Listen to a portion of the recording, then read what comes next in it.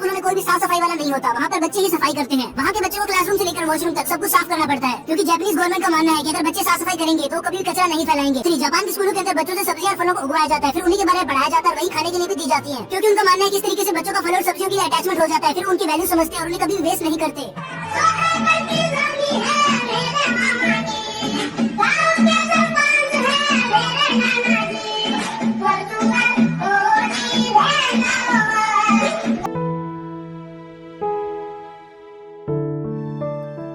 Social media चलाते हैं, Instagram वगैरह, आप लोग भी चलाते हो? नहीं नहीं, फेसबुक, वो सब जानते ही नहीं है, वो जानते नहीं अभी, मतलब ज्यादा। रील्स, ट्विटर, ये जीवन में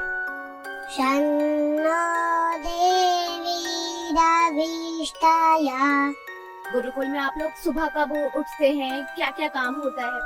सुबह हम लोग 4 बजे उठते हैं, स्नान ध्यान पूजा पाठ करके, फिर उसके बाद 5 बजे प्रार्थना, उसके बाद संध्या आदि काम करके फिर योगा करते हैं।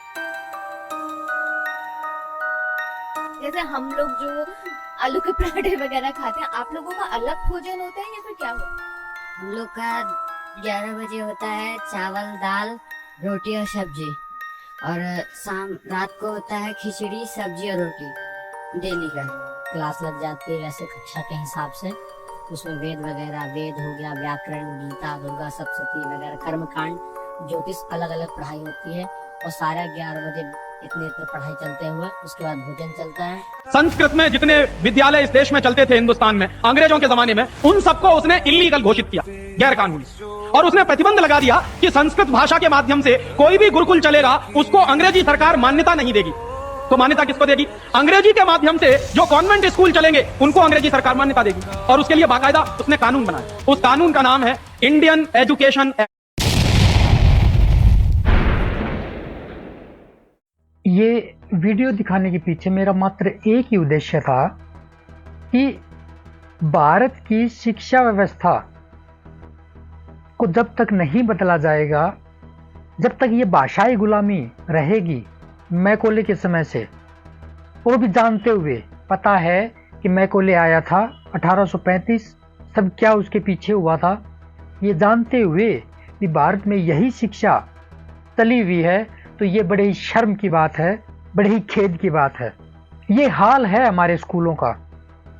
और अन्य देशों में वहाँ जो समय के अनुसार बदलाव हो रहे हैं, उसके अनुसार शिक्षा में पूर्णतः बदलाव कर दिया जाता है, और जो समस्याएं आती हैं उन समस्याओं को डील करने के लिए बच्चों को वह चीज़ें सिखाई जाती हैं, बताई जाती हैं। लेकिन अपने यहाँ पे कोई अध्यापक है खुजली करवा रहा है, कहीं बच्चे फिल्मी गानों पे डांस कर रहे हैं। तो ये स्थिति तो हमारे देश में बनी हुई है स्कूलों की। एक गुरुकुल की आपने छोटी सी क्लिप यहाँ पे देखी होगी, इसमें क्या बताया गया, बच्चों का रूटीन क्या है, उठते किस समय पे हैं, खाते क्या हैं और पढ़ते कैसे हैं, पढ़ते क्या क्या हैं। तो ऐसे बच्चों का जब रूटीन बनता है, पढ़ते हैं, तो वो जानते हैं। जब भारत के ही दर्शन को कोई नहीं पढ़ेगा तो भारत को कैसे जानेंगे वो। इसलिए गुरुकुलों की फिर से आवश्यकता है। जब तक गुरुकुल नहीं आएंगे या इन स्कूलों में वही शिक्षा व्यवस्था नहीं लागू होगी, तब तक भूल जाओ कि हम पूरे भारत को एक कर सकते हैं। नहीं होगा भारत एक। 22 भाषाएं हैं भारत देश में, लेकिन उसके बाद भी मात्र दो में से भी एक भाषा अंग्रेजी को सर्वोच्च स्थान पे बिठा रखा है। 22 भाषाएं हैं और बोलियों का तो अंत नहीं। तो इतना कुछ होते हुए भी भारत में अंग्रेजी को इतनी मान्यता दी जा रही है, बड़े शर्म की बात है। विशेषतः है जहाँ पे हिंदी अधिकतम बोली जाती है उत्तर भारत में, वहाँ पे तो अंग्रेजी के सिवा कोई बात ही नहीं करता। पढ़ाई हो तो अंग्रेजी में हो, कोई एग्ज़ाम है, कोई पेपर है जिसके माध्यम से नौकरी पानी है, वो तो उसमें भी अंग्रेजी घुसोड़ देते हैं। अब क्या करें इस अंग्रेजी का, क्या ज़रूरत है इसकी?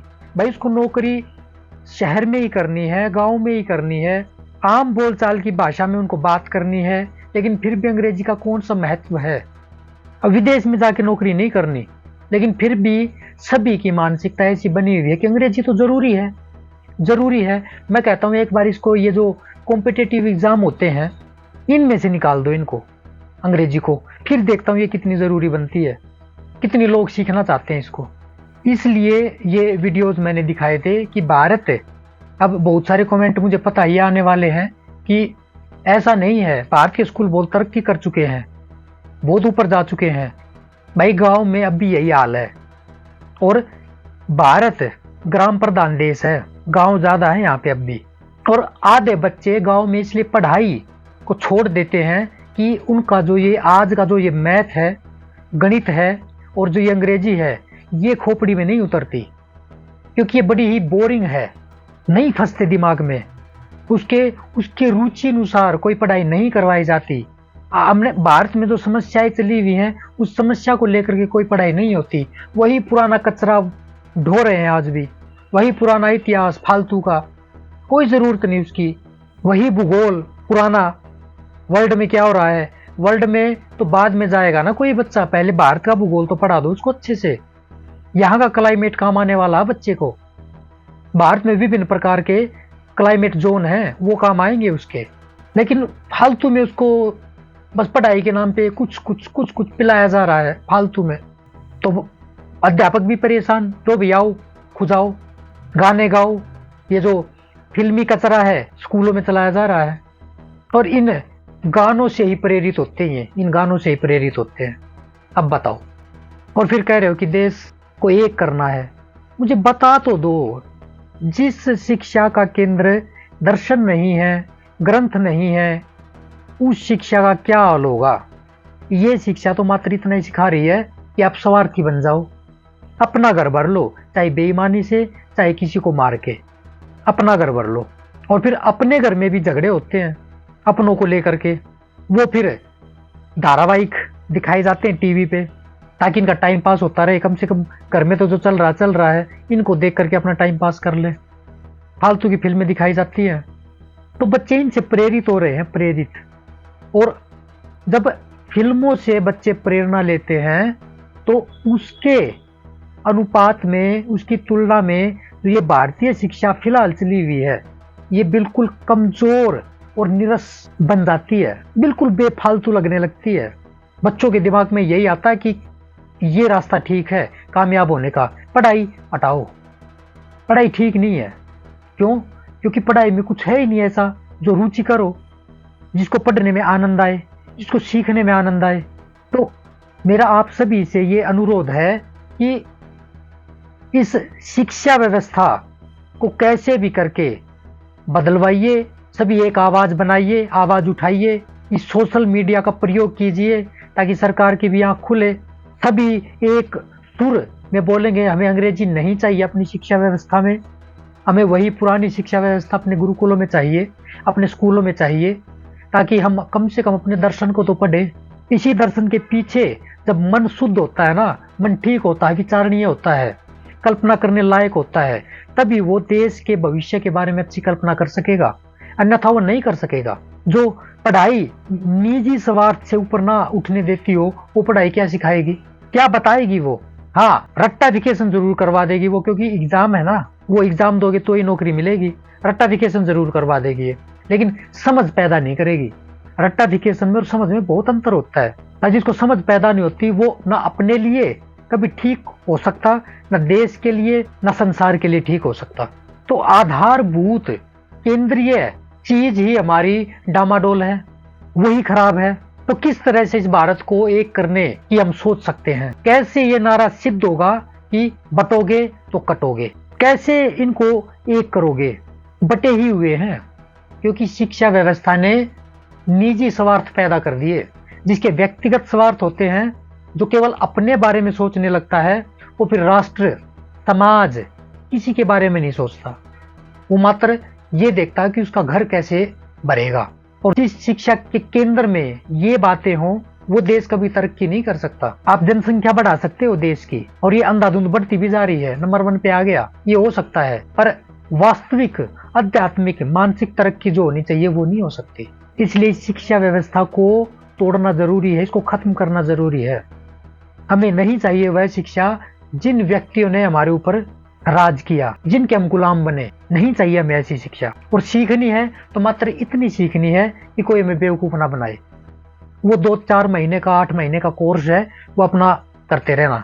लेकिन फिलहाल जो शुरू से शुरू करना है वो तो अपनी मातृभाषा में, और मातृभाषा हिंदी है, उत्तर भारत में तो विशेषता है, और जितने भी राज्यों में अन्य भाषाएं हैं, 22 भाषाएं हैं, उनमें शिक्षा हो सकती है। जब उनमें शिक्षा होगी तो उनका विचार करने की क्षमता, कल्पना करने की क्षमता, राष्ट्र के बारे में सोचने की क्षमता पैदा होगी, कुछ नया करने की शक्ति पैदा होगी। तो ऐसे बच्चे हमें अपनी शिक्षा व्यवस्था से निकालने हैं। जब तक ये नहीं निकलेंगे, भारत का भविष्य भूल जाओ कि स्वर्णिम होगा या ये विश्व गुरु बनेगा।